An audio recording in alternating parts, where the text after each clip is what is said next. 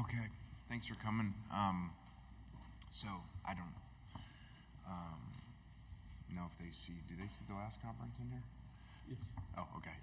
So I appreciate all the questions and thoughts and condolences of everybody, and but I kind of said what I said in there earlier, so I hope that was enough, and everybody got what they would need from that area, and we can keep moving as Ole Miss head coach, and here to answer questions with that and do my job. Okay. Thank you. Front row. Hey, Coach. Hi. Sorry about your dad. Thank you. AP Stedham, AP and Kelly, as we see it, syndicated radio. Coach, what makes you excited about your team on offense, defense, and special teams, and what needs to be done for Ole Miss to compete against the top echelon teams?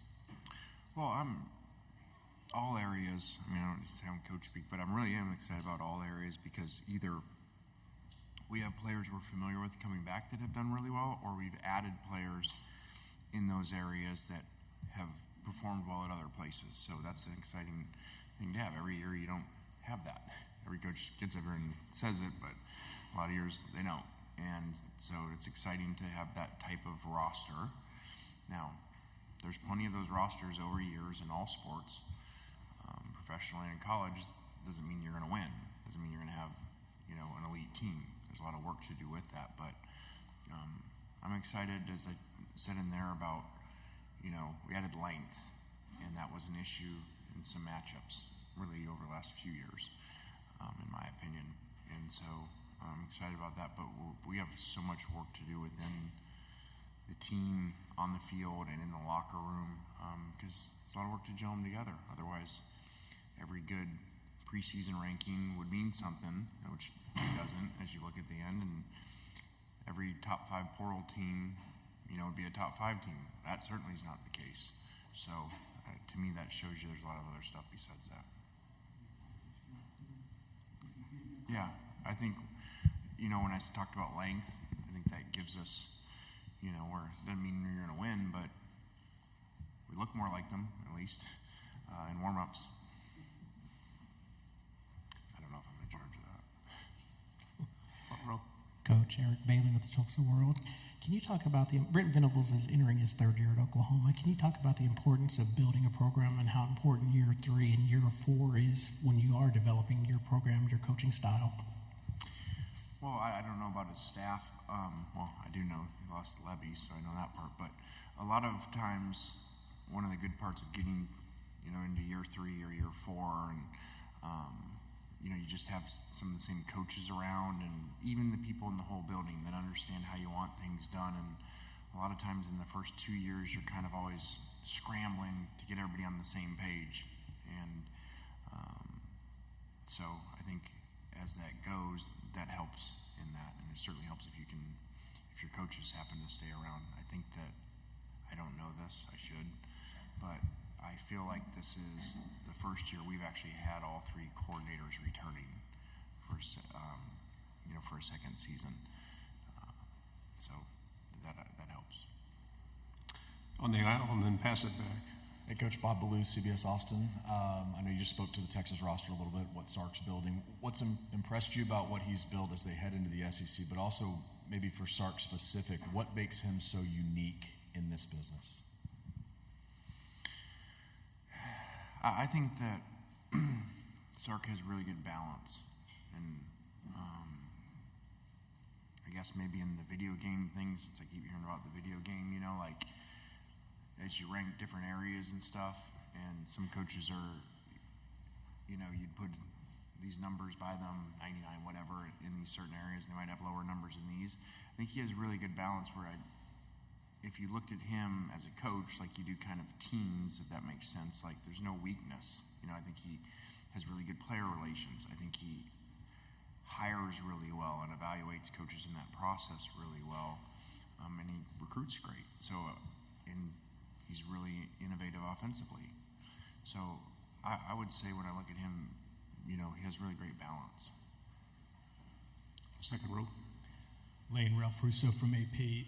With the new rules regarding coaching staffs and all that's gone into over the years, resources in coaching staffs and staffs in general getting bigger, and now analysts and things along those lines. Now you have to allocate some money to players. How do you, I'm sure you're going to have a conversation with your AD about this, but how do you balance that? Are you thinking more along the lines of like, well, maybe we don't have to spend as much on that analyst because if it's coming out of the player pool? Is that something that's going to have to go into your thinking? Yeah, it's going to. That hasn't happened yet. So there's going to be a lot of that. You're going to have to put a lot of thought into that. To me, that's just like when the portal started, or more portal windows, and then multiple transfers. Like, I think we've done a good job of putting a lot of thought into how we do things in different areas, and that'll be one. And I think one of the things we've done well is we say don't think outside the box, create a new box. And I think we've done that in some areas, whether it's been over the years offensively and with the portal. So I just think we'll take all that in, and we certainly won't just do what seems to be the good thing. We'll really figure it out and research, and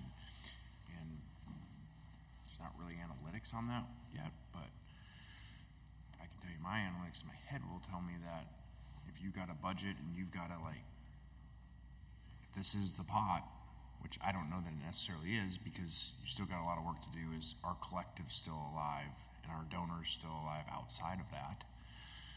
But if it really was like true salary cap that you said is a salary cap for players and coaches, which would be unique because professional sports obviously just the players, I can tell you my first reaction would be move to the players. That's not to be nice because I'm a player's coach. That's because the players matter more than the coaches, and more analysts and more outside linebacker coaches and slot receiver coaches and all these names that people come up with and stuff. I'm the first to tell you you can have these great schemes and draw all this stuff, but players matter. Second row. Coach, in the big room, you talked about losing some rivalries and with this new system, and obviously you've gained a reputation of being fun to follow on social media.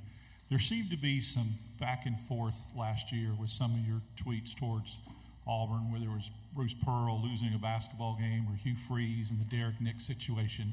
I'm just wondering if that's just good-natured rivalry, if there's an underlying issue there that maybe we don't know about. No, I think that's just me being me, and I kind of always thought, not that I'm right, because most people don't do this, that Twitter, you just be yourself. Like, I don't do much coach speak, but I certainly don't on Twitter. And so, like, I was always like, it'd be kind of cool to just be a normal fan and be able to say this and retweet this if you see it, and not really overthink, well, if I retweet this, you're going to think this, and you're going to think this, and you're going to think this, and then, well, my donor's going to think this, well, then that future AD is going to think that, which is a lot of the way coaches think. And I just don't do that. So, I'll say this since you mentioned Hugh. I really am appreciative of a message he sent me that was really meaningful in the last few days. That was really, really neat. So I'm very grateful for that. Second row. Hey, Lane, Brett McMurphy with Action Network. I have a two-parter, so I'll just ask one at a time. What kind of impact did it have on your life and your career when Nick Saban brought you to Alabama? Wow, it was huge. I mean, I mentioned it in there, and seeing him today, and obviously in different roles and everything, but he came in, and after I had the first initial media, I was back there, and he came and found me, and it's really cool, a really neat moment, and so I'm very appreciative to him those 3 years, and really him taking a chance on me, not just, okay, what did I learn when I got there, which is all over our program, whether that's coaches hired, former players hired, principals, process over outcome, all kinds of things are all over our program from coach. But the opportunity that he gave me to come there, when I feel like a lot of people wouldn't, because it was controversial.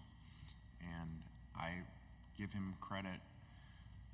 I've always said this about him, for an old school coach, he is always, which is why to me he was so good for so long in all this movement of college football, because most kind of old school coaches didn't evolve and they weren't willing to change. They weren't really to take risk, and I think he did that with me, and did that with offensive structure and change. And many defensive coaches that are old school that did as long as he did that would say, I'm going to go change offense. I can't stand this RPO and eventual tempo stuff. Like, I can't stand this because it's so hard to deal with.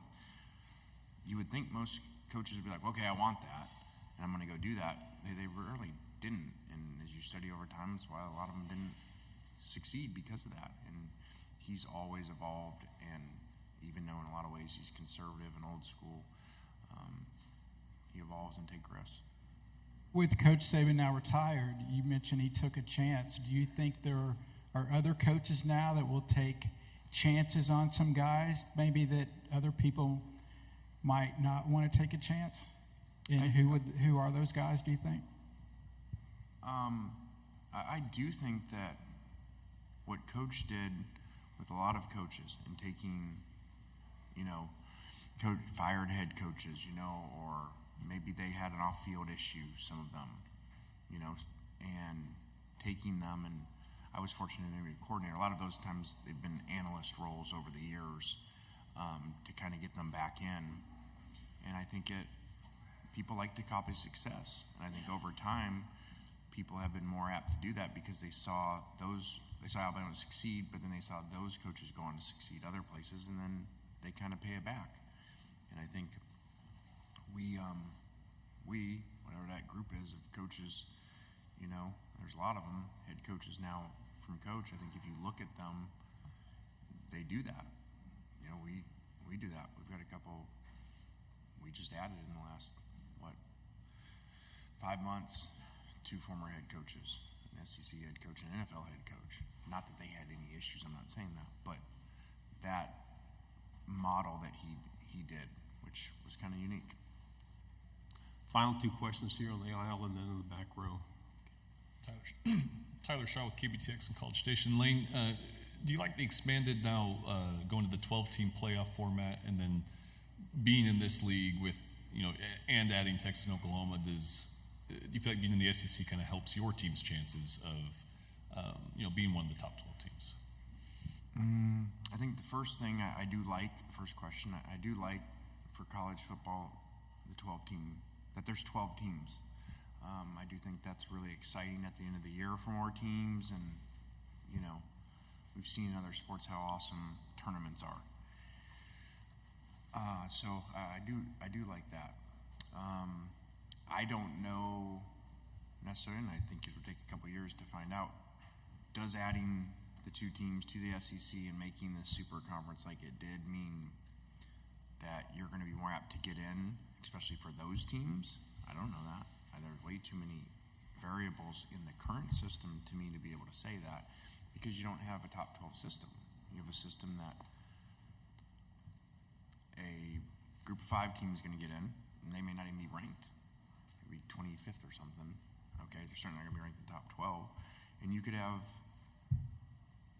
one of these other conferences have a conference champ. I wouldn't think it would ever happen in the SEC, but a conference champ that isn't in the top 12 that's going to jump. So now you may have 11 and 12. These two, the 11th and 12th ranked teams in the country aren't getting in. They're going to get jumped by teams way down here. So I think you do have some issues there where you can't say, oh, just being in this conference is going to help you because of that. Final question. Bradley Davis, WAPT Sports in Jackson, Mississippi. Lane, this time last year, you and your team were talking about how the fading in 2022 at the end of the season, and kind of attributed that in part to having a whole new team in this free agency, as you call it. What were you able to change to overcome that in 2023, and do you think you've established a blueprint for this new age with all these new players coming in every year? Yeah, I think part of that's being fortunate. You have games come down to the end and the ball goes this way and the kick doesn't go in versus goes in, or it's blocked versus it doesn't. So I'm the first one to say, okay, you got to look at the whole thing versus just, oh, we did this great job, so now we were great because we blocked the kick and it didn't go in and we lose the game, or the year before, okay, we don't know what we're doing and we got to change everything, but yet I think we're 8 or 9-1 with the ball inside the 20-yard line to beat Alabama and we don't score, So there's a lot that goes into that, but I do look back and I say I don't think that we had a phenomenal culture, which is my responsibility as the head coach, to weather when that Alabama game went bad and then all of a sudden fall off. And I think that's a portal issue, just like it is in sometimes in professional it's a heavy free agency issue. They haven't been there long. In college, they didn't really initially pick them. NFL is different because they got picked. So they didn't initially pick them, so maybe now why are they going to the places they're going? So a lot goes into that, and I think last year we got some really good breaks in the games too, but that was a really good culture last year of players that were there for the right reasons. Coach, thank you very much.